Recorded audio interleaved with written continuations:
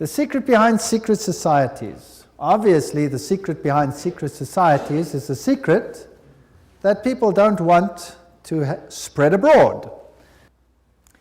Revelation 17:4, and the woman was arrayed in purple and scarlet colors, and decked with gold and precious stones and pearls, having the golden cup in her hand, full of abominations and filthiness of her fornication.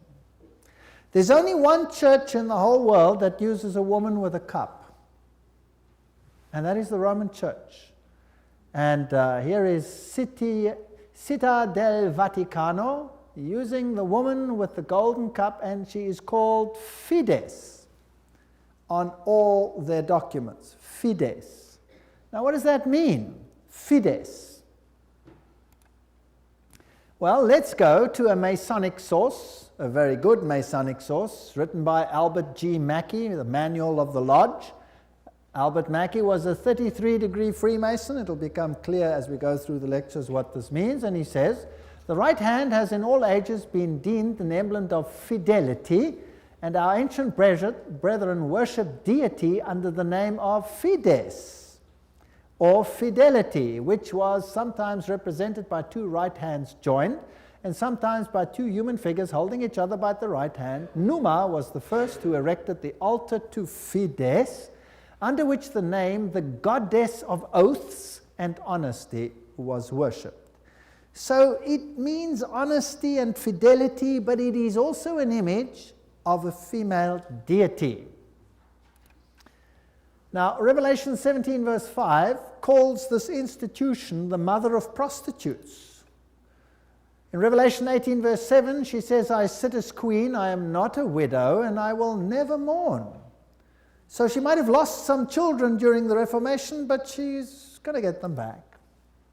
I am, and there is none beside me. I will never be a widow or suffer loss of children. She's going to control the world in a spiritual sense. That's what this power says.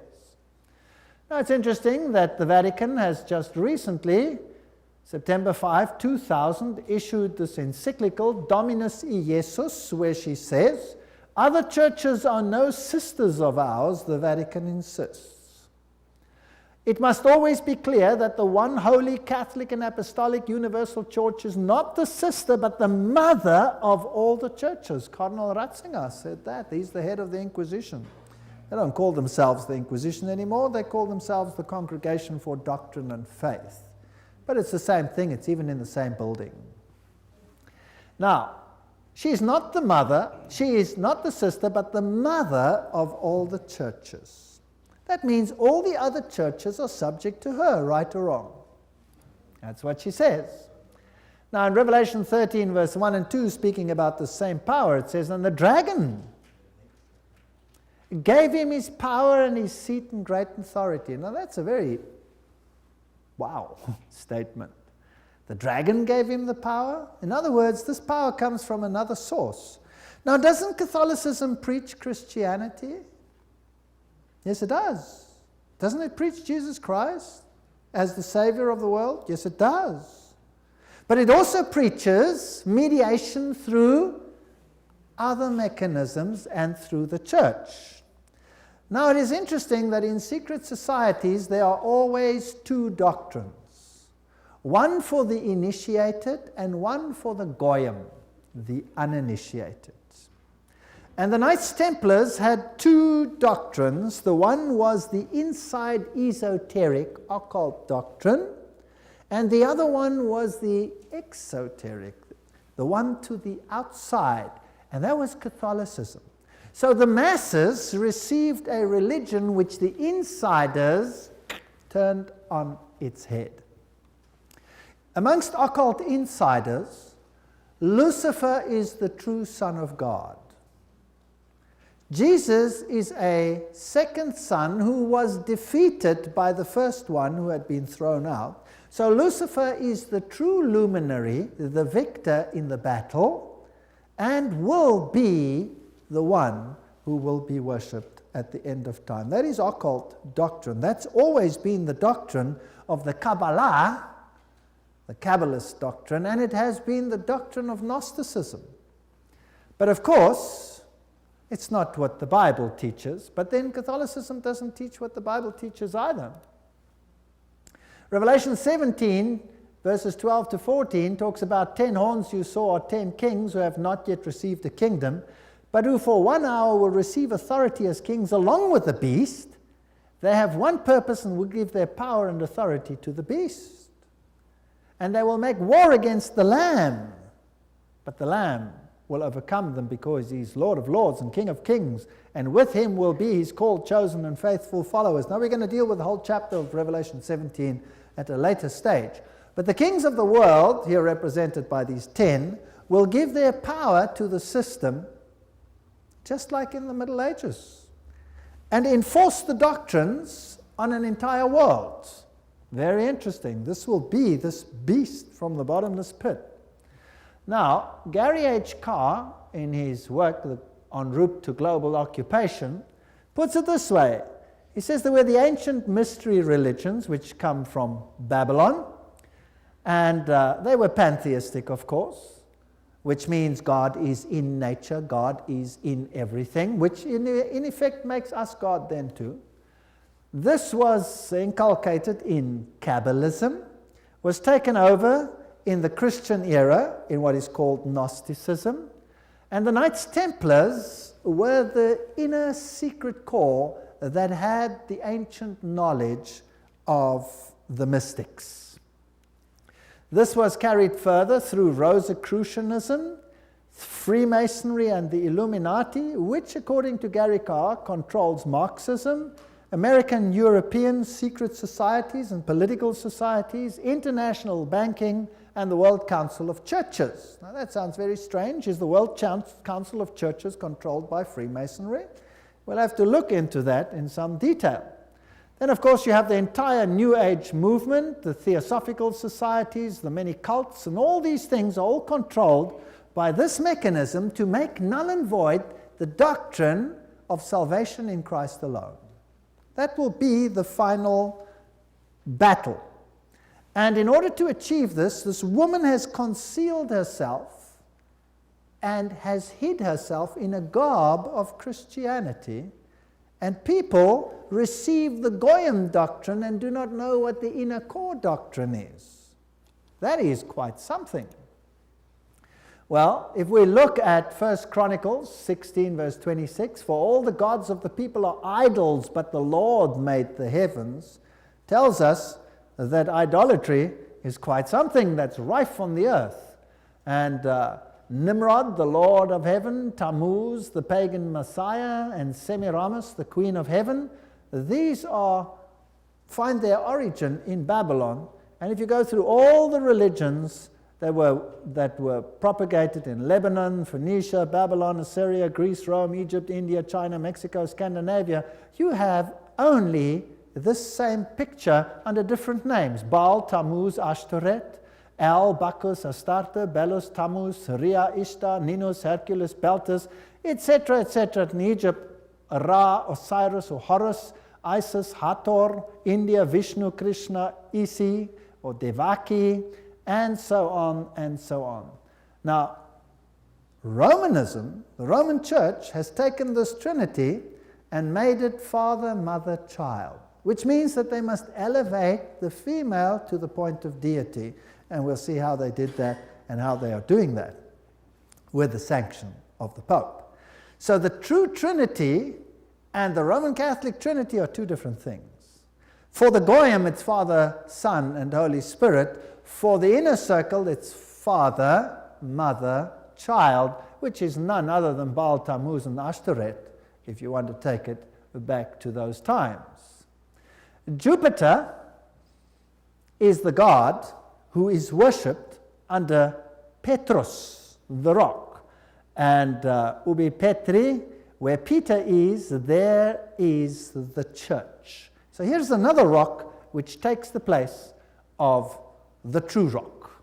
Christianity and the secret societies, we could just summarize it as follows. The old Babylonian religion gave rise to Kabbalism. Via the Essenes and others, Gnosticism came into existence, and Gnosticism was founded by Simon Magus. This comes from no other source than History de la Magie and by Eliphas Levi. Wow, that's a high Masonic source. So Gnosticism, founded by Simon Magus. Then this Gnosticism, with its secret doctrine, was eventually, over time, through many intermediary organizations, carried over to the Knights Templars. And the Knights Templars were a group of a Roman Catholic order, if you like, that were set over the temple site to protect it. And they had strong links to Islamic societies, the Ismailis, the Karmatites, the Fatimites, the Druzes, and the Assassins. And these are very, very interesting, and we'll be dealing with them when we talk about the Islamic connection, what the secret societies actually teach. Just like the Templars had two doctrines, one for the Goyim, the uninitiated, and one for the insiders, and the two diametrically opposed to each other, so the secret societies of Islam do exactly the same thing. But that's another lecture. Now the Templars, they had their secret inner information inculcated in the Rosicrucians and the Jesuits. The Jesuits, again, formed and created Freemasonry. And Freemasonry was created as the Protestant arm of the Roman Catholic Church. Unbeknown to them, beguiled, fooled, if you like, into doing the work that Rome wanted them to do, so that Rome could sit in the background while Freemasonry did it for them. And then it wasn't them, it was them. And it was mainly Protestants that were doing it, and not Rome. Very clever. Very, very clever indeed. So now let's have a look at these Knights Templars. Here are some of the representations. This is Desmaloy, the founder of the, or not the founder, but the leader at the time of its dissolution of the Knights Templars. This is what their dress looked like, if you like, and that is one of their symbols. It is a symbol that is used by many churches today. Did you know that? Many charismatic churches use that symbol. That's fascinating. And Jehovah's Witnesses use that symbol as well. We'll come to that in another lecture. Now let's have a look at what Nestor Webster, Secret Societies and Subversive Movements, has to say about the Templars. We're not going to read it all, but you can always, if you get the video, stop the quote. In the year 1118, 19 years after the First Crusade ended with the defeat of the Muslims, the capture of Antioch and Jerusalem, these groups were founded that were eventually established as the Templars, and they presented them with a house near the site of the Temple of Solomon, hence their name, Knights Templars. And they became very famous and a very powerful order which controlled all the finances, the financial world. They were the banking elite of the world, if you like. And then in the year 1128, the order was sanctioned by the Council of Troyes and by the Pope. It was a Roman Catholic order within the church. Now, some years later, October 13, 1307, this order was officially brought to an end by the King of France because it had come to light what they were doing, so it was said. The King of France, Philippe le Bel, had the Templars arrested, and the date was Friday the 13th, October 1307, and since that day, Friday the 13th is a day of bad luck for the entire world. And the charges brought against them were: the ceremony of initiation into the order was accomplished by insults to the cross and the denial of Christ and gross obscenities. Gross obscenities. There were all kinds of things reminiscent of Sodom that had to take place there. The adoration of an idol, which was said to be the image of the true God, and that was Baphomet, this symbol over here of the androgenic male-female deity. The omission of the words of the consecration of the Mass, the right that the lay chiefs amongst themselves giving absolution, and authorization of unnatural vice. So they had to to curse the cross, trample upon Jesus, swear allegiance to Baphomet, and sanction this with unusual vice. That's a pretty serious crime in those days, so he was sentenced to death. But the order actually didn't disappear. The Pope was very reluctant to say that it was so. Masonic ritual includes references to the Knights Templars. For example, here, Secret Societies and Subnervous Movements says, several knights who had set forth the rescue of the holy places of Palestine from the Saracens formed an association under the name of Freemasons, thus indicating that their principal desire was the reconstruction of the Temple of Solomon. And you hear a lot about the reconstruction of the Temple of Solomon today, and the story of Israel and all those interesting things. Now let's go a little bit into some of the history. I'm taking you to this beautiful palace. Where do you think it is? It's in Jerusalem, and it's Notre Dame Vatican.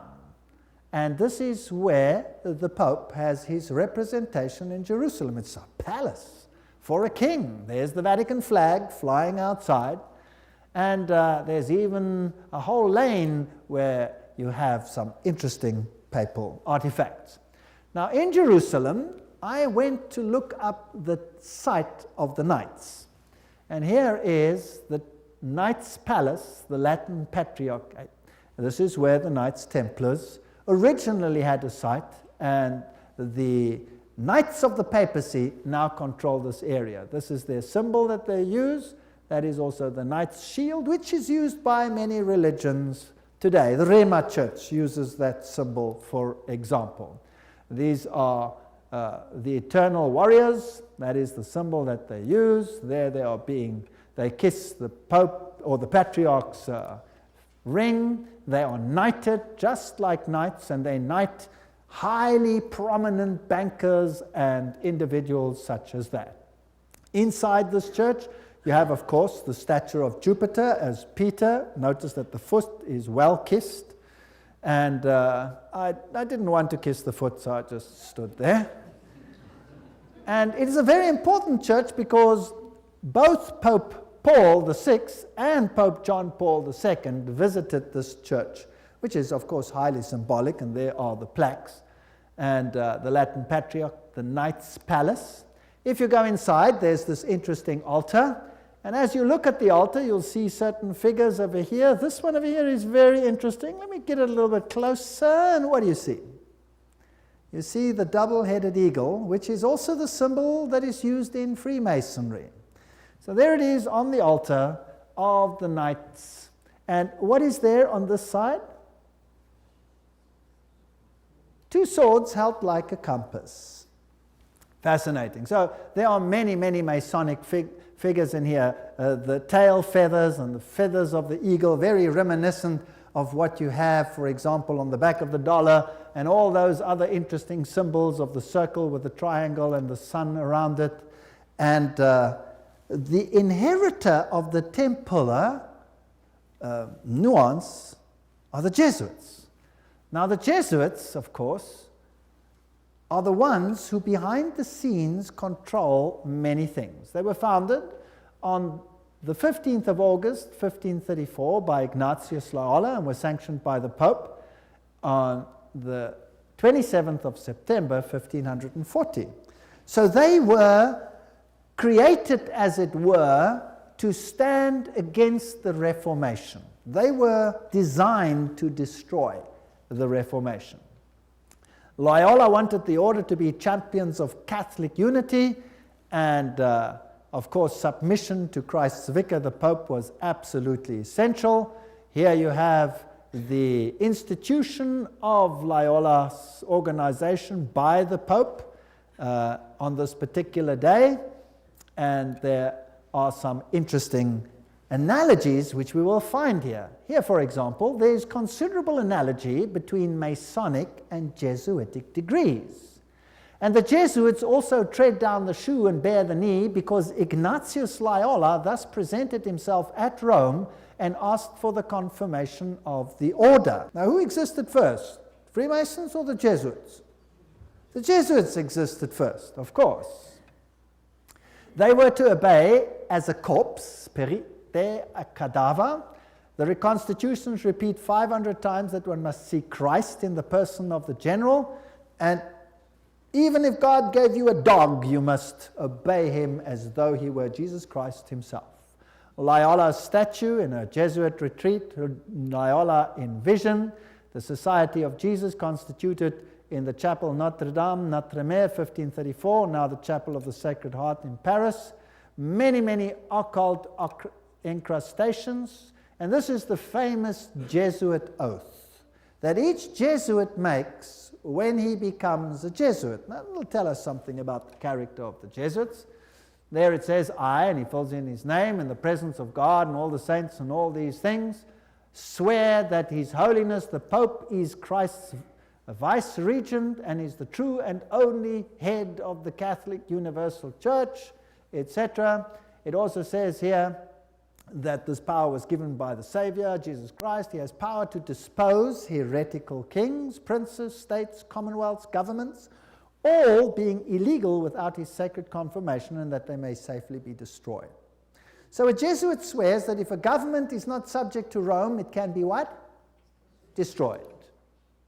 I further declare that I will help and assist and advise all or any of His Holiness's agents wherever I shall be, and do my utmost to extirpate the heretical Protestant or liberal doctrines. Liberal doctrines are doctrines where you decide what you believe. You take the liberty of making your own choice rather than allowing the Pope to do it for you. And that will be destroyed, and all their pretended powers. And that it doesn't matter where you send me in the world, I will obey. And I promise that I will have no opinion of my own. I will obey like a corpse. And I will make war, secretly or openly, against all heretics, Protestants, and liberals, as I am directed to do, to extirpate and exterminate them from the face of the whole earth. I will spare neither sex, age, nor condition, and I will hang, waste, boil, flay, strangle, bury alive these infamous heretics, rip up the stomachs and wombs of their women, crush their infants' heads against the wall in order to annihilate forever their execrable race. That's quite a nice Christian promise, would you agree? Very Christian promise. Did they do it? Well, the Valdenses, they smashed the children's heads against the rocks to make the parents rescind. In the Ottoman Empire, that's an interesting story, in Serbia and in all those East Bloc countries where they occupied, they took the children, threw them in the air, and caught them on the ends of their bayonets. They were nice people. Now you will say, that was Islam, that wasn't Jesuits? Well, debatable. We'll talk about it another time. And if I cannot do it openly, I will do it secretly. So that is what a Jesuit swears. This is the famous Pontifical Gregorian University in Rome, the most prestigious Catholic university in the world. The Jesuits, in all their enclaves, have their figures in caves. Now, in paganism, all the deities come out of the cave, and they have the letters IHS, which actually stand for Isis, Horus, Set, which is the Egyptian Trinity. They, of course, say it means Iesus hominum salvator, Jesus the Savior of men, but it doesn't. It means IHS, Isis, Horus, Set. And their symbol is the triangle with the all-seeing eye in it for this deity. They also use the pillar, the stela, if you like. They have the symbol of the triangle with the eye in a circle, which is also the symbol used in the New Age movement. And we saw that Gary Carr says that Freemasonry controls the New Age movement and the Jesuits control the Freemasonry, or created it. This is the University of the Jesuits in Prague. On top of it, they have Atlas, not Jesus Christ. If you go to a more modern Jesuit enclave, like this one in Germany, I visited this. I'm quite cheeky sometimes. There I am. And took a picture, and inside they have this picture of Christ. This is not Christ. This is Atlas, holding the world on top of his shoulders, disguised. They have these symbols up against the wall. There, this symbol is the symbol of Hermes. If you take away the cross, then you have the symbol of Isis. This is paganism at its best. And these symbols over here are nothing. Here it is, Jesuit Kirche, when it was built, etc. And their symbolism, Maria, the M is the Masonic M, the triangle, Ria, the goddess. Here is a church in Germany, a cathedral. Inside you will see this circle with a cross in it, the crossed swords, symbol of all symbols used also in Freemasonry. Now if you go back to ancient Assyria, that was a very prominent cross. It was the Maltese cross. It comes from ancient paganism. They have the symbols of the star over here, two stars one over the other, or two crosses one over the other. They have the compass, they have the moon with a disc in it or a star in it, which is the symbol that Islam uses, for example. They have the solar calendar and the triple crown. All of these are used by the papacy. Upside down crosses represent victory over Christ. Hammers and compasses and sickles, these are symbols that are prevalent in the world. There's Jesus standing above the skull and crossbones, which is a symbol of Jupiter, the god Jupiter, who is a symbol, of course, who is Lucifer. Upside down crosses again. This is a very important cathedral in Europe, in Germany, where all the political leaders come together. If you go there, you will have Janus, the two-headed one, and then you have the statue so-called of David, but of course it isn't David, it is the god Pan, because he has a pan flute in his hand, and David didn't play a pan flute. So I went to look for the dark side of Pan, because there's a light side and a dark side, and I found him. There he is, the hoofed one in the same cathedral. So they hide their occult symbolism. If you enter into the hallway, you find this over here. This is the god Anubis. It's got nothing to do with Christianity. There you have him as well. Plus you have the phoenix rising from the ashes. Plus you have the symbol of Jupiter and a whole host of other symbols over there. And in their side chapel, you have all the signs of the zodiac serving the various deities like Mars and Aquarius, etc. And the doorknob is a yin-yang. This has nothing to do with Christianity. They use the symbol of the compass and Jupiter and the PX symbol over there, which you will find in virtually every single Christian denomination upon the face of the earth. The phoenix rising from the ashes, the peacock, all symbols of Lucifer. Here you have the PX with a circle with a dot in it, and you say to yourself, but isn't that a symbol of Christianity? No, this is a symbol of Horus.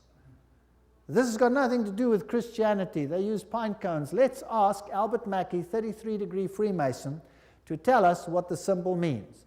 The point within the circle is an interesting and important symbol in Freemasonry. The symbol is really a beautiful but somewhat abstruse allusion to the old sun worship, and introduces us for the first time to that modification of it among the ancients, the worship of the phallus. So it's a pretty filthy symbol at that. It deals with male organs. Wow. So that comes from the horse's mouth. So that's what it means. Now what's the PX mean? Let's go to the best Masonic source in the world, Morals and Dogma, page 292. And in case you don't believe me, I photocopied it so that you can see it. There you can see the symbol. Can you see that? It is the staff of Osiris. On the medal of Constantinopus, in hoc signat eris, whatever the inscriptions. And then some other interesting things. So this is the staff of Osiris. And then it goes through the mystic Tau and the crosses and the stars of David. And then he uses this one as well. Interesting symbol. He says the vestment of the priest of Horus were covered with these crosses. That's a Maltese cross. Remember that I showed it to you on the Assyrian king? Now who wears that on his vestments? Well, let's have a look. Oops, there it is. Who's wearing it? The Pope is wearing it. So what is he? He must be the priest of Horus. So to the outside world, it seems like Christianity, but to the inner circle, it's occultism. On the floor of the cathedral in London, you have the tricolour, which is the triple yin-yang. And what does that mean? Well, let's go and ask the sources themselves. Celtic version of the yin-yang. That's what it is. The tricolour, the sea, good luck, cauldron, Celtic goddess, the goddess of wisdom and witchcraft. Who was enthroned in the French Revolution? Goddess of reason. witchcraft, reason, all these things, same deity. On the floor of the same cathedral, you find the mystic Tau. What does the Tau represent? Let's ask another Mason, Ward. He says it's the symbol of the male creative side of the deity, sign language of the mysteries. So again, it has a sexual connotation. What's it doing on the floor of a cathedral? So the Jesuits are the heirs of the occult religion, and they control the world through their agencies. They stand in the background, create sub-organizations, and everybody thinks they are not active. Let's ask them themselves what they believe. Here is the history of the generals of the Society of Jesus. These are all the generals, starting with Ignatius Loyola. They're all listed down there. We don't have to go through them all the way through to the present one that rules now, whose name is Peter Hans Kolvenbach. Nice German name. It's interesting that the Germans are very prominent in this. Peter Hans Kolvenbach is the head of the Jesuits. Cardinal Ratzinger, another German, is the head of the Inquisition. They seem to be pretty much in control. What does he look like? There he is, Peter Hans Kolvenbach. You're looking probably at one of the mightiest men on the earth today, if not the mightiest. He's the Black Pope. Here you have the cave of Loyola. Here you have George W. Bush and the Pope in audience with each other. And they don't do anything by chance. They just happen to do this exactly under that picture I showed you, where Loyola receives his commission from the Pope. Now, the ceremony of induction and the extreme oath of the Jesuits, Library of Congress, catalog card, there it is. You have been taught to insidiously plant the seeds of jealousy and hatred between communities, provinces and states that were at peace, and incite them to deeds of blood involving them in war with each other, and to create revolutions and civil wars in countries that were independent and prosperous, cultivating the art and the sciences and enjoying the blessings of peace, to take sides with the combatants and to act secretly in concert with your brother Jesuit, who might be engaged on the other side, but openly opposed to that with which you might be connected, only that the church may be the gainer in the end, in the conditions fixed in the treaties for peace, and that the end justifies the means. Whoa! This is Hegelian science. Two opposing viewpoints, dialectic thinking. You war the one with the other, and you rub them up until nothing is left. It's called thesis, antithesis, and the resultant clash brings synthesis, that which you want. Now note that the Jesuit can be very active on the one side, but he can be equally active on the other side. So this is all a process whereby they wish to attain things. The 30-Year War. Now, what was that about? The aim and the object was that that war should in truth become a war of annihilation. Besides, was it possible for them to allow peace to be concluded with countries whose rebellious governments had issued a law ruling that no Jesuit should ever again dare to show his face? Do you know that the Jesuits were thrown out of virtually all countries, including Catholic ones, because they were so divisive? Catholic kings couldn't even take the Jesuits and threw them out. If a Catholic king dared to throw out a Jesuit, that country was destroyed, Catholic or not, and the Jesuits are back. You can take your bottom dollar for that. So, the frightful responsibility for this terrible 30 Years' War must rest upon the Emperor Ferdinand II and his teachers, rulers, and bosom friends, the sons of Loyola. Every single thing I'm saying is a quote.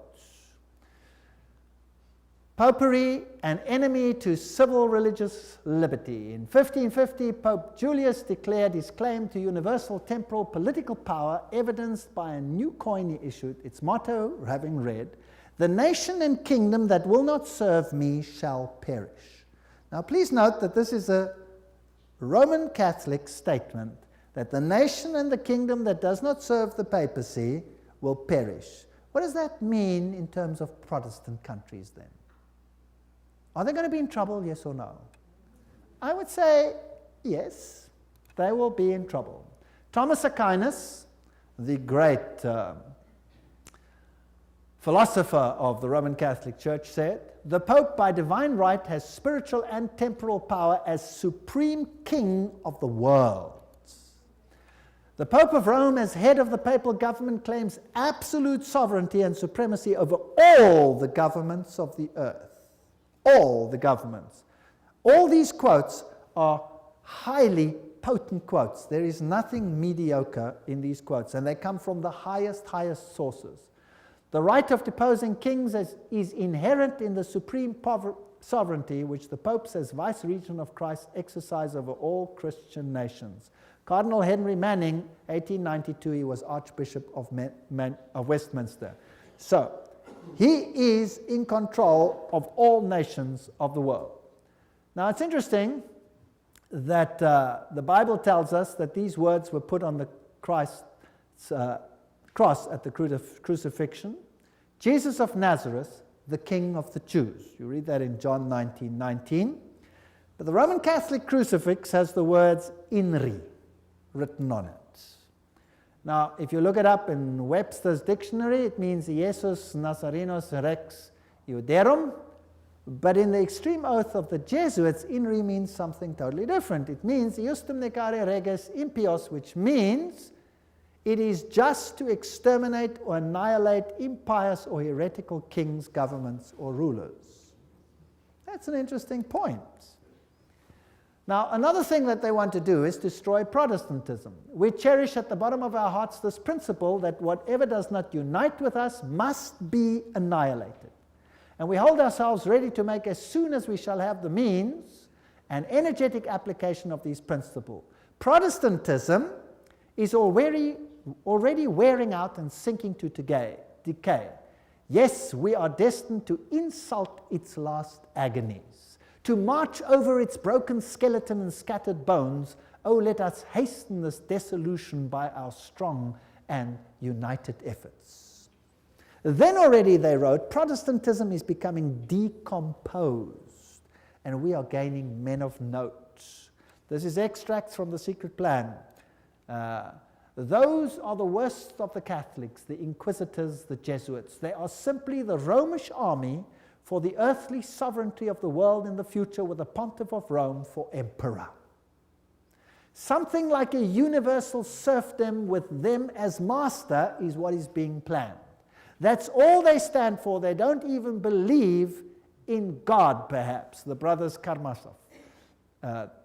All these quotes. The general of the Jesuits insists on being master sovereign over sovereigns. Wherever the Jesuits are admitted, they will be master, cost what it may. The society is by nature dictatorial, and therefore it is the irreconcilable enemy of all constituted authority. 50 Years in the Church of Rome, written by Father Chenikin. Ignatius Loyola says himself, the power of the general will be so unlimited that should he deem it necessary for the honor of God, he shall even be able to send back, or in another direction, those who have come direct from the popes. So this is a powerful order. Friedrich von Hartenberg said, never before in the course of the world's history has such a society appeared. The old Roman Senate itself did not lay schemes for world domination with greater certainty of success. They want world dominion, with the Pope enthroned as the universal ruler. The Roman Catholic Lafayette said, it is my opinion that if the liberties of this country, the United States of America, are destroyed, it will be by the subtlety of the Roman Catholic Jesuit priests, for they are the most crafty, dangerous enemies to civil and religious liberty. They have instigated most of the wars of Europe. These are prominent people speaking. Morse, he's the founder of the Morse Code, the inventor of the Morse Code. He said, and who are these agents? They are for the most part Jesuits, an ecclesiastical order proverbial through the world for cunning, duplicity, and total want of moral principle, an order so skilled in all the arts of deception that even in Catholic countries, in Italy itself, it became intolerable and the people required its suppression. That's another prominent man. Archduke Maximal Francis said, They have so constantly mixed themselves up in the court and state intrigues that they must in justice be reproached with striving after universal dominion. And we could go on and on and on. This is a very interesting one. This is Michelangelo Tamburni, 1720. This is the Jesuit of the General of the Jesuits, the general speaking to the Duke of Brancas, and he said the following: "See, my lord, from this room I govern not only Paris but China. Not only China but the whole world without anyone knowing how 'tis managed." Interesting. This is what the Jesuits themselves had to say. The Pope's confessor has to be a Jesuit. And the Pope himself has to come to a Jesuit to confess. The Vatican Empire, everything I say is a quote. This here is Jean-Baptiste Janssen. He ruled from 1946 to 1964, and he looks like a charming gentleman, very cheerful. But nevertheless, you can see that this photograph was taken from the Saturday Evening Post, 1959, and this is what he is in command of. And now we will want to deal with these issues in the next session. He controls the following secret societies: the Sovereign Military Order of Malta. So he is in control of the Knights of Malta. The Scottish Rite Shrine of Freemasonry, the Order of the Illuminati, the Knights of Columbus, the Knights of the Ku Klux Klan, B'nai B'rith, the Nation of Islam and its private army called the Fruit of Islam, the Mafia Commission, Opus Dei, along with a host of lesser brotherhoods. So each one of those secret societies is controlled by the Jesuits. Persecution of the Catholic Church in Germany has been directed only against those elements which did not entirely submit to the ever-increasing centralization of authority in church and state. So sometimes it looks as if even the Catholics are suffering, but only those Catholic groups that are not totally submissive to this system will be subjugated. Some Catholic orders were actually opposed to the Jesuits. They were killed, they were wiped out. In the French Revolution, the Dominicans had taken over the Inquisition from the Jesuits. Boom, they were zapped. And the Jesuits took it back.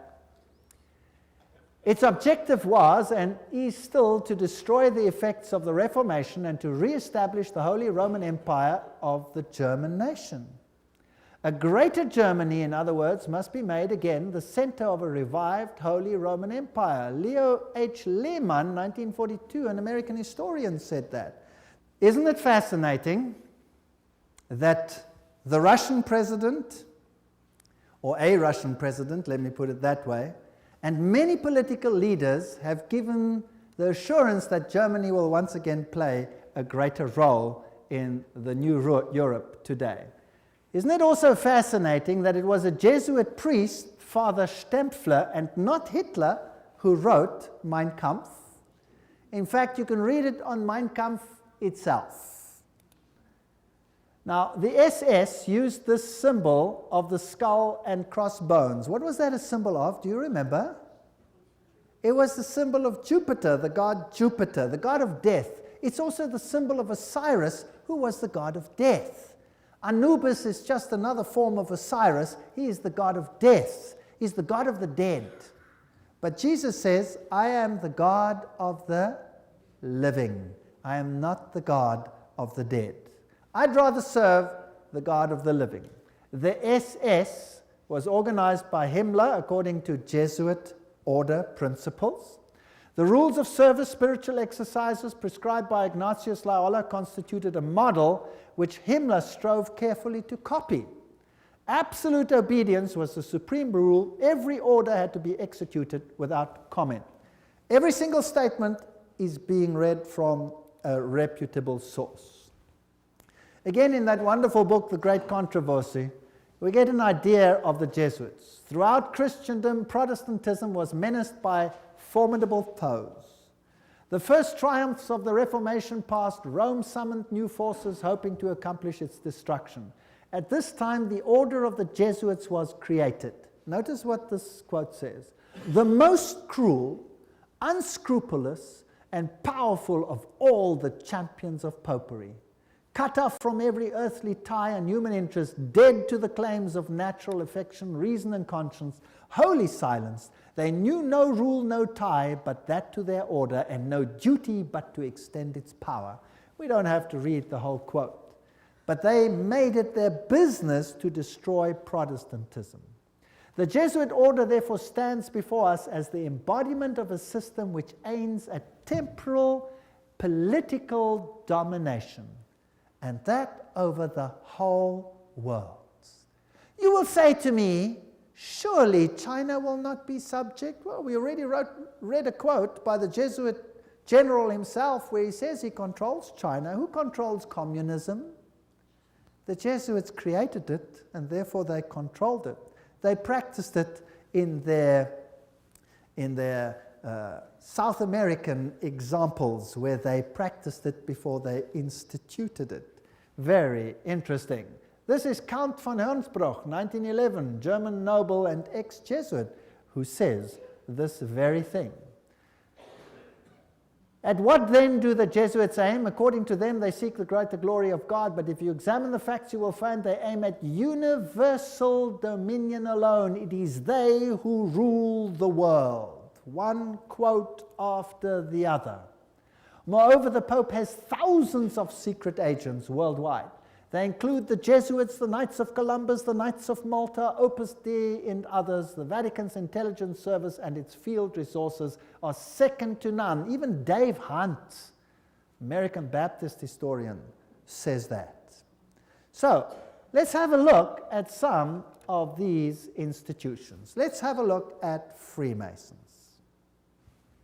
The Grand Design Exposed says, the truth is the Jesuits of Rome have perfected Freemasonry to be their most magnificent and effective tool, accomplishing their purposes among Protestants. Now surely the members of Freemasonry themselves must be deceived, because if they saw it, they wouldn't do it, right? So actually the order is being used and they themselves are deceived. And only within the order, higher up, are those chosen ones who know, and they are controlled by the Jesuits for Rome. Very clever. Very clever. To make Protestantism do what you cannot do openly because you have been fingered by Protestantism as the Antichrist. So this is very interesting. This is a Templar fortress and a church on the island Mallorca, Spain. And there again you have the double-headed eagle, and you can go to virtually any church on that island and you will find the double-headed eagle over the altars of these churches. As I've said, Adam Weishaupt was the father of Jacobinism, and he is the one who is also the founder of the Illuminati. From the Jesuit college at Ingolstadt, it is said to have issued the sect known as the Illuminati of Bavaria, founded by Adam Weishaupt. Its nominal founder, however, seems to have played a subordinate, though conspicuous, role in the organization of the sect. You see, again, they use a front and a front and a front. Now, here are two Jesuit generals. This one over here is General Ricci, and this is General Ledochowski. And very interesting, this one over here, 1773 to 1840, he ruled during the order's suppression. Now notice this, the Vatican itself suppressed the Jesuits between 1773 and 1814. What happened to the Vatican in that time? There was a mortal wound. And the Pope was taken into exile and he died. Isn't that correct? So who gave the mortal wound to the papacy? The own order in the own church. Power struggle. And he created, in his time, the Illuminati was created through Weishaupt. And, of course, is also the father of modern communism, who with his Jacobins conducted the French Revolution. Years later, Jesuit General Ledokovsky with his Bolsheviks conducted the Russian Revolution in 1917, and it's identical to the other revolution. And I will deal with that when I give a lecture on revolutions and wars and dictators later in the series.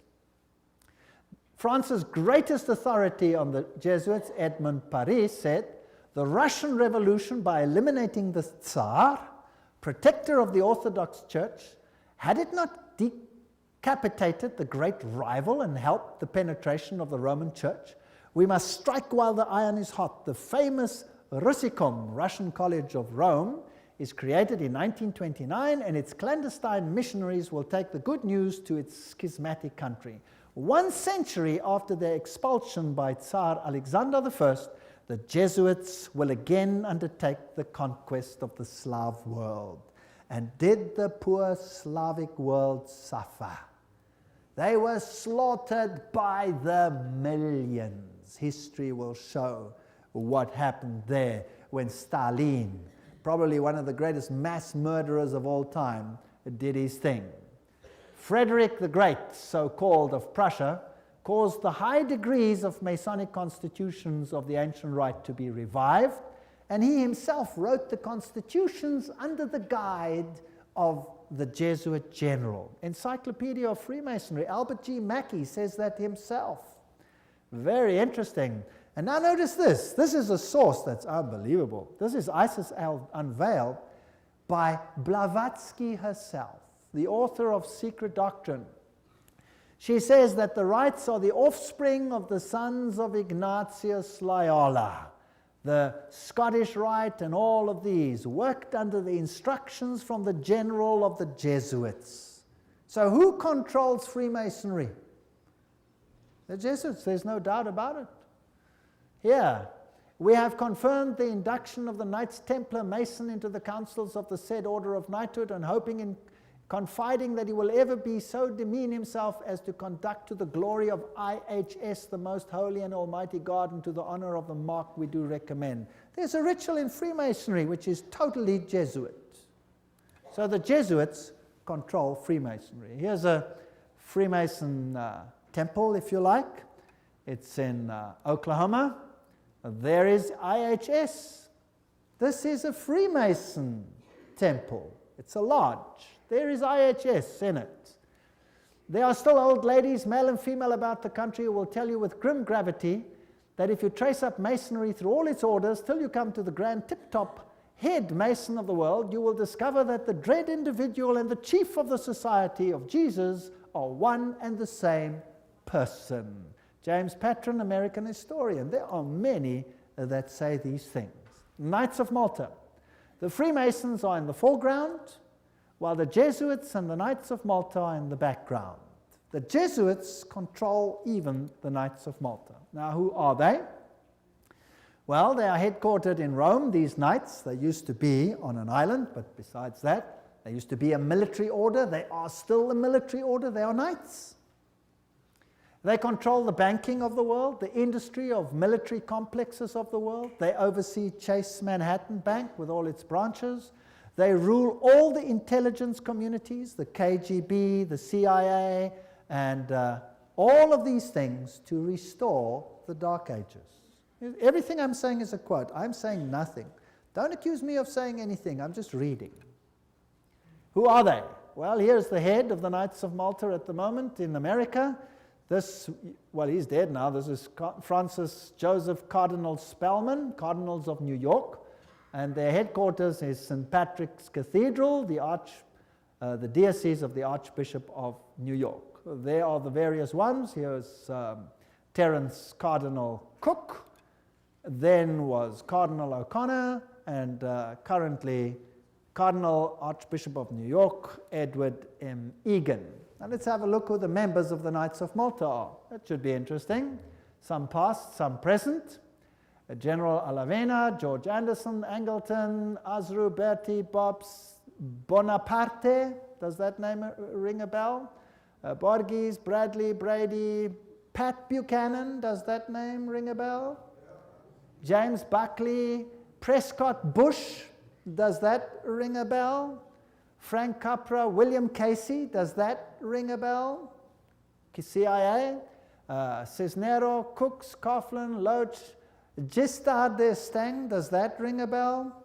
President of France, Bill Donovan, Alan Dulles, Avery Dulles, Edward Egan, that's of course the Cardinal himself, Franz Egon, John Farrell, Flanagan, Flynn, Gelly, Galen, Gorman, Grace, General Alexander Haig, does that ring a bell?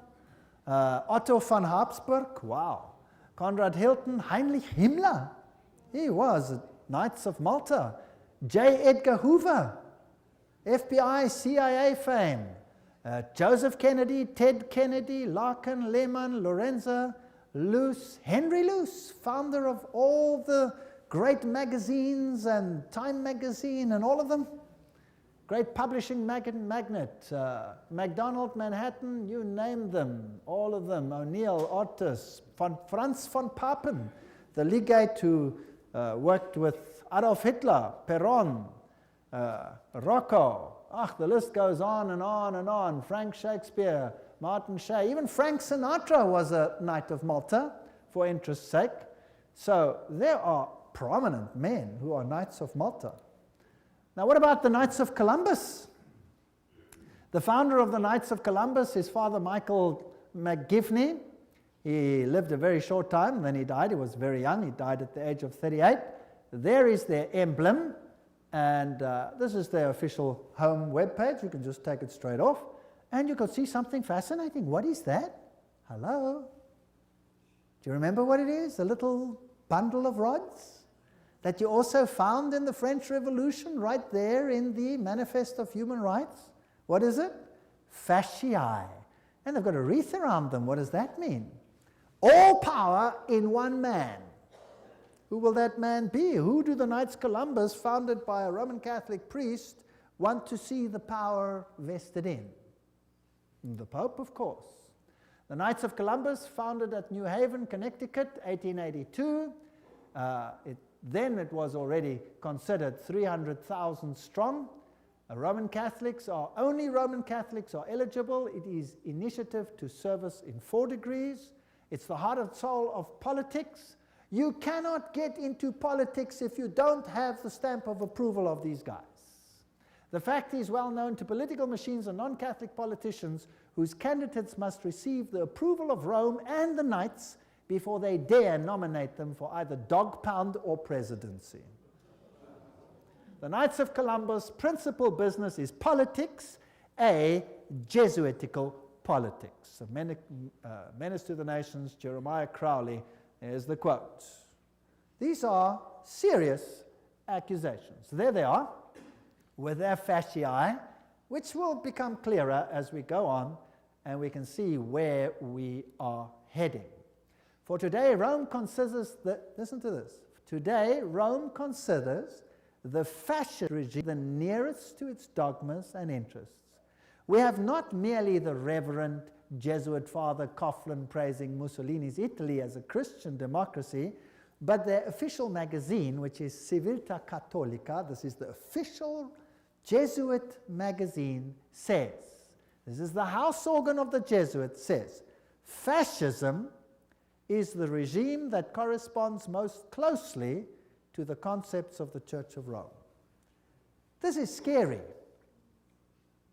Have you noticed lately that there is more and more control? Have you noticed some of these things? Have you noticed that you are being treated more and more like someone who has to bow 20,000 times before the powers? Then there is the organization Opus Dei. Is a semi-secret religious lay order with paramount objective is total support of the papacy. And these people walk around with clamps that tear into their flesh so that they have constant pain with every movement to remind them of their obligation. And they have high members, like presidents, for example, of Portugal is an Opus Dei member. Then we have the Skull and Bones organization. And who are they? Well, they have this interesting skull and bones. What does it represent? You know that by now. Jupiter, and they have the number 322. If you look up Genesis chapter 3 verse 22, you will find, now man has become as like one of us, knowing good and evil, raising man to the level of deity. This is Yale University, the place where they are. Now let's consult one of the greatest authorities on skull and bones. That is Anthony Sutton. Let's ask him who he is. Educated at the Universities of London, Göttingen, California, former research fellow at the Hoover Institute, Stanford University, as well as economics professor of California State University. He had the guts to speak out and write a book, and it cost him dearly. But nevertheless, let's quote him. There is the book, Anthony Sutton, America's Secret Establishment, an Introduction to the Order of Skull and Bones. So that I don't say it, let's quote it. Skull and Bones, it's over, it's Bush. Bush won the election. Let's watch this video. Yale University, the scions of America's first families confess their sexual exploits from a gruesome coffin. In a smoke-filled room, a handful of power brokers manipulate the global economy. These are the purported activities of some of America's secret societies, groups with names like Bilderberg, Skull and Bones, and the Trilateral Commission. The Skull and Bones Society is founded in 1832 by 15 seniors at Yale University in New Haven, Connecticut. They establish a secret society with rules and rituals that remain unchanged to this day. The Skull and Bones initiation ceremony is said to be held in April in the tomb's basement. One distinguished member serves as master of ceremonies. Once enrobed, he is known as Uncle Toby. The shortest senior is appointed Little Devil and dons a satanic costume.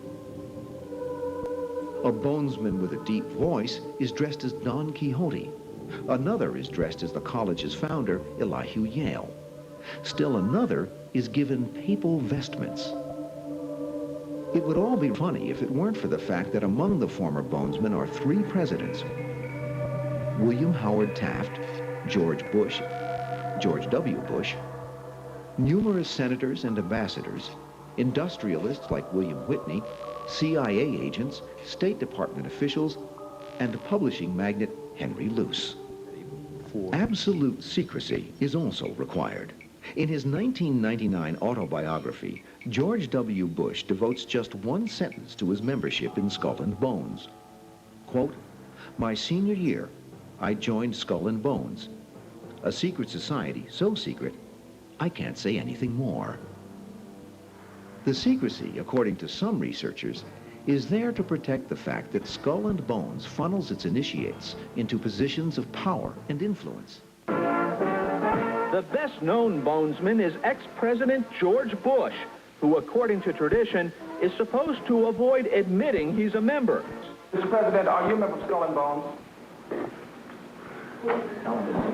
Leave the room. American Journal got a similar response when we recently asked George Bush Jr., the governor of Texas, about his membership. Does it still exist? The thing is so secret, I'm not even sure it still exists. Okay, so you'll see that George W. Bush is a member. They lie in a coffin. They bow down before a papal figure, swear allegiance. They do all kinds of weird sexual things in a coffin, which I'm not going to explain what they do here. It's pretty vile. And these are the presidents of the most powerful countries in the world, and they belong to secret societies such as this. The order, what it is and how it began. Those on the inside know it as the order. Others have known it for more than 150 years as Chapter 322 of a German secret society. That is very important.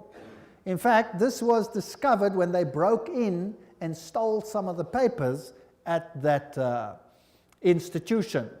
It is officially known as the Russell Trust of 1856, or as the Brotherhood of Death, because they serve the god of death, who happens to be Anubis, if you like, Osiris, if you like, or Jupiter.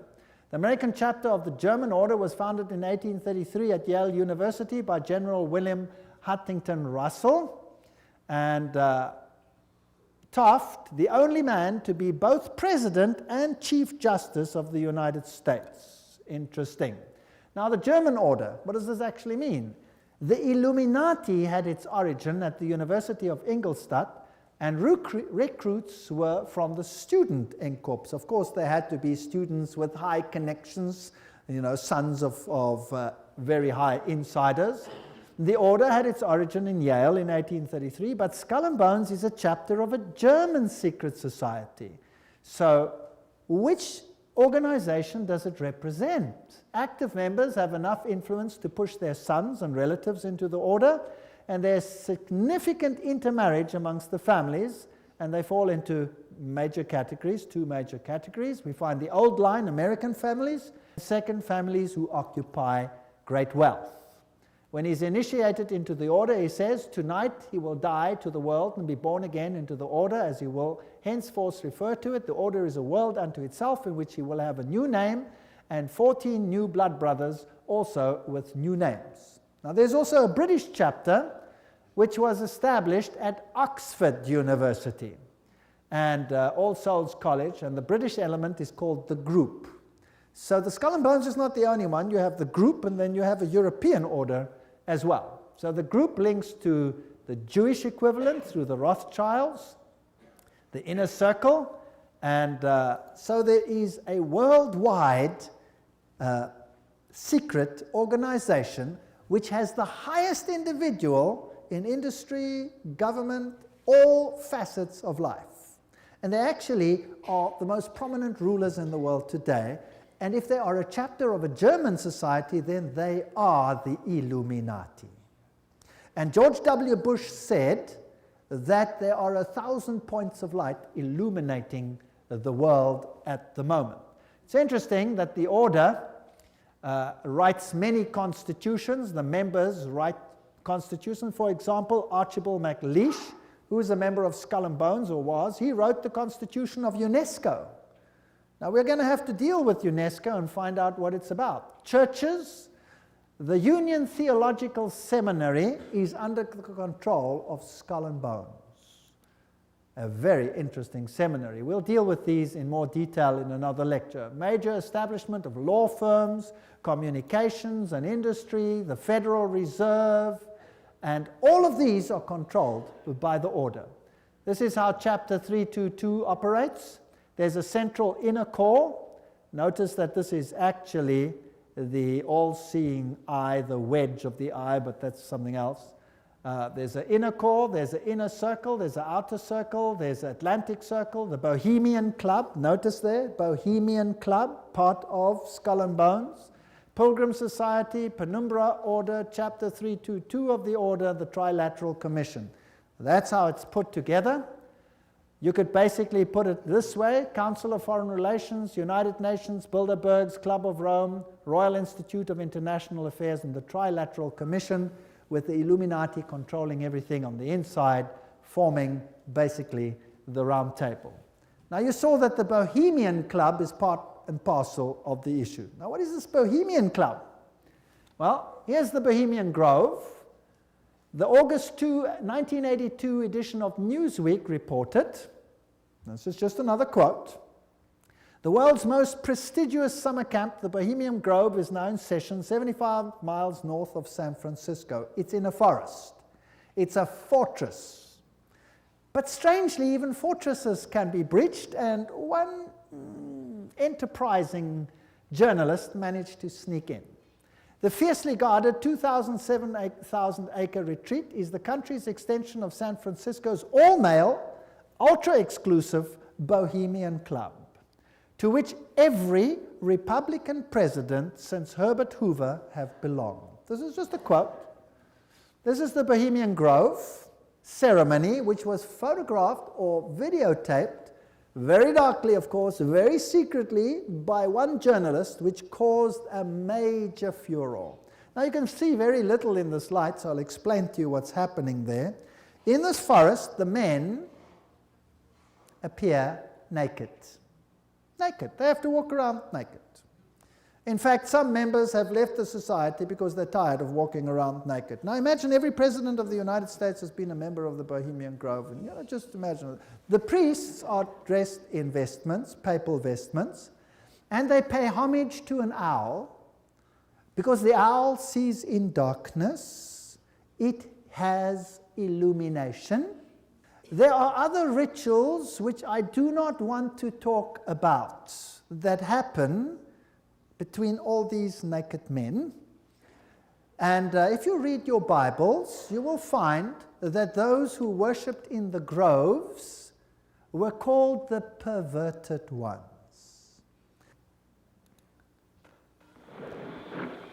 There's the papal vestment. Is in his leafy temple. Let all within the grove be reverent before him.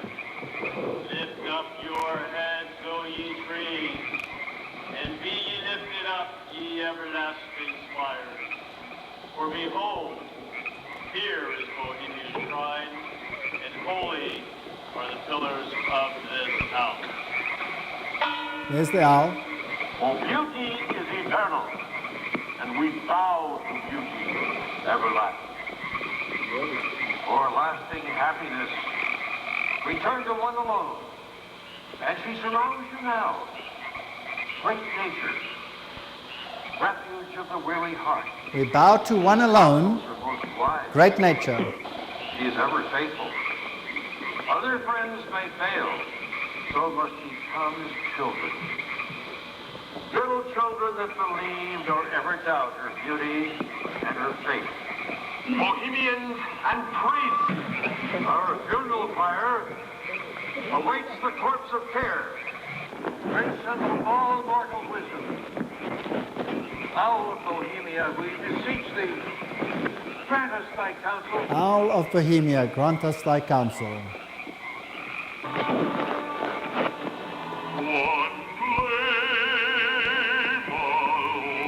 Well, that's just a part of the ritual, which shows that it is nature worship. It is condemned in the Bible, and yet who are the members? Let's continue. This is an article in Mother Jones, August 1981, volume 6, page 28, and reports who the prominent members were. For example, George P. Schultz, Stephen Batchelor, Gerald Ford, Henry Kissinger, William Buckley. Can you imagine them all walking around naked, worshipping a stupid owl? I mean, that's so pathetic. Fred Hartley, Griffin, Haywood, Coors, Teller, Ronald Reagan, Clausen, George Bush, William French Smith, etc., etc., etc. It is pathetic. Modus operandi of the order.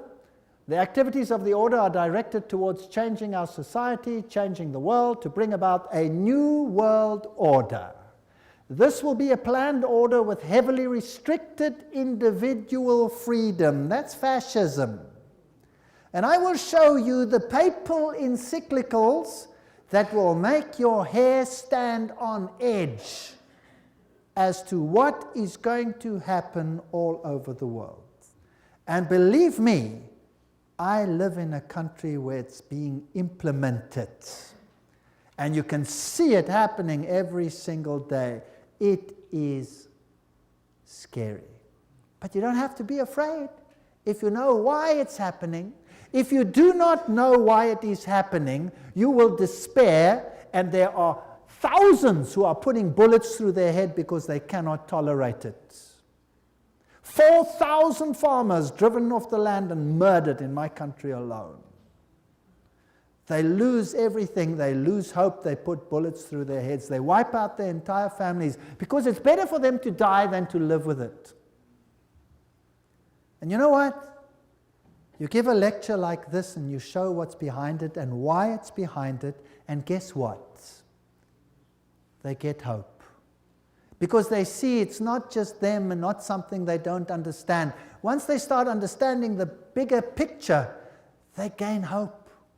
And they say, wow, so it's not really the end for us, because this is simply the sign that Jesus is coming soon. And there will be a better kingdom. Let us give our lives to Jesus Christ, because this world has nothing to offer. And they get hope.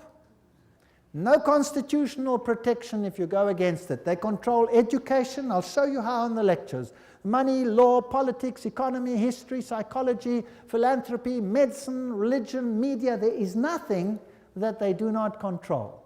And remember, they are neither left nor are they right. So if there are right-wing parties and left-wing parties, they control them what? Both. That's the Hegelian principle. That's Hegelian logic. Remember that both Marx and Hitler, the extremes of left and right, presented as textbook enemies, evolved out of the same philosophical system, Hegelianism, that brings screams of intellectual anguish from Marxists and Nazis. Remember that the Jesuits were told that they must serve on this side and the other side. Remember that? And create conflict between the sides. This conflict of opposites is essential to bring about the change that they want. Today, this process can be identified in the literature of the Trilateral Commission, for example, where change is promoted under conflict management. Have you heard that name before? Right, conflict is essential. The state is absolute, so the state must have total control. That means the people must relinquish their rights to the state. Do you see that happening in the United States at the moment? Absolutely. So, the state requires complete obedience. An individual does not exist for himself in these so-called organic systems, but only to perform a role in the operation of the state. That's exactly what it was like under Nazism. Here's Hegel. The two, Hegel and Kant, are the philosophers behind the system. I was stunned. I was in Europe 4 weeks ago, in Germany, and the leaders, the presidents of Germany, went down and put down wreaths in front of these people's graves and said, their philosophy has made the new Europe possible. They honored them. What a terrible, I would almost say satanic, well, why not just say it, philosophy. The Illuminati principle that the end justifies the means is also the principle of the group and the order, which is skull and bones. That means you can do anything, no matter how dastardly, as long as you achieve your aim. There's an outer circle, an inner core, all of these. Council of Foreign Relations is the outer circle, Trilateral Commission, all of those. Trilateral Commission was founded by David Rockefeller, comprises 200 members worldwide. The Bundy operation, activism towards a new world global order. George W. Bush, who was a member of Skull and Bones, remember, says that it's a big idea, a new world order where diverse nations are drawn together in a common cause. Only the United States has both the moral standing and the means to back it up. So, do you think they're trying to get all the countries of the world to come into this system, yes or no? Do you think it's possible that they are giving their power to a woman who rides them? Does it look like it? Who controls them? The Jesuits. And who do the Jesuits say all power must be under? The Pope. Isn't that correct? All right. So who do you think would clamor for a new world order more than anyone else? Maybe the Pope. Wouldn't that be interesting? Well, here he is. New international order urged for the sake of peace. When? January 3, 2004. His whole New Year's speech was dedicated to asking for the implementation of the New World Order. Vatican City, January 1, 2004.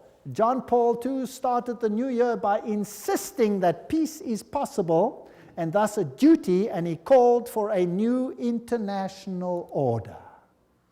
CNN, what did that have to say? Pope calls for a new world order. Thursday, January 1, 2004. Vatican City, Pope John Paul rang in the new year on Thursday with a renewed call for peace in the Middle East and Africa and the creation of a new world order based on respect for the dignity of man and equality amongst nations.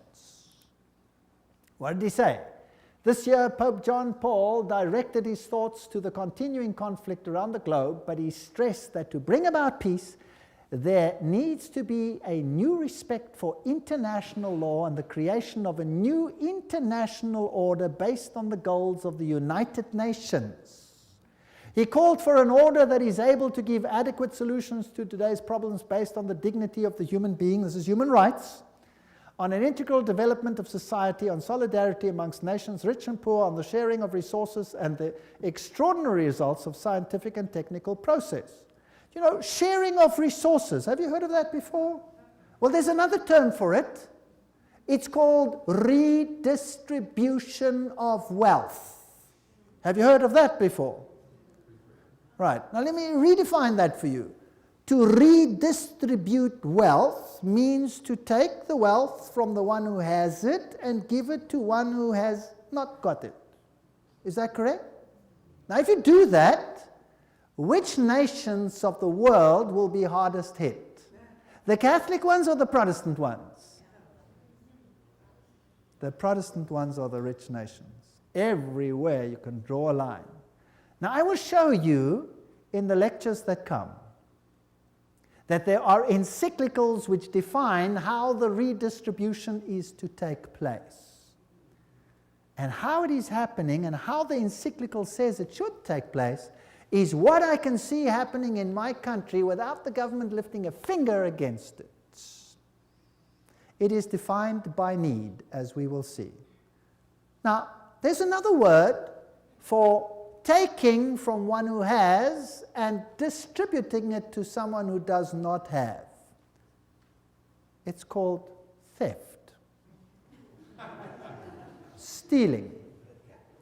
Thou shalt not steal, says the Bible. The Pope in Rome says, thou shalt steal. He does. Literally, I'll show you his encyclical. You will be stunned. This New World Order is going to be an exciting place. I don't want much part of it. Fortunately, my God says, my kingdom is not of this world. If it were, they would fight for me. But it is not of this world. My kingdom is up there. There where your treasure is, there your heart will be. I have managed, because I live where I live, to loosen myself from that which I own, because I know that it means nothing anymore. Do you know that in my country, if you go on a holiday, and you stay away for a while, and you come back, and your house is occupied, that you cannot put the new tenants out, even if the house is yours? Did you know that? Because they have need, therefore they have the right to take it, whether you own it or not. And this is not a joke, this is a fact. Scary. But who cares? I serve a God who has promised the most wonderful things, even temporal things, to those who serve him. Wonderful promises. I go to prepare a place for you, and I will come again to take you where I am also. In my Father's house are many rooms. I go. Actually, it doesn't mean rooms, it means mansions. God has prepared things for us which make this world sick by comparison. So let them have their kingdom, let them have their fun, because my God says this world will come to an end and the kingdom of God will reign forever and ever and ever. Don't miss the next lectures. We're now on a roller coaster ride that will take you to exciting places. Thank you for coming.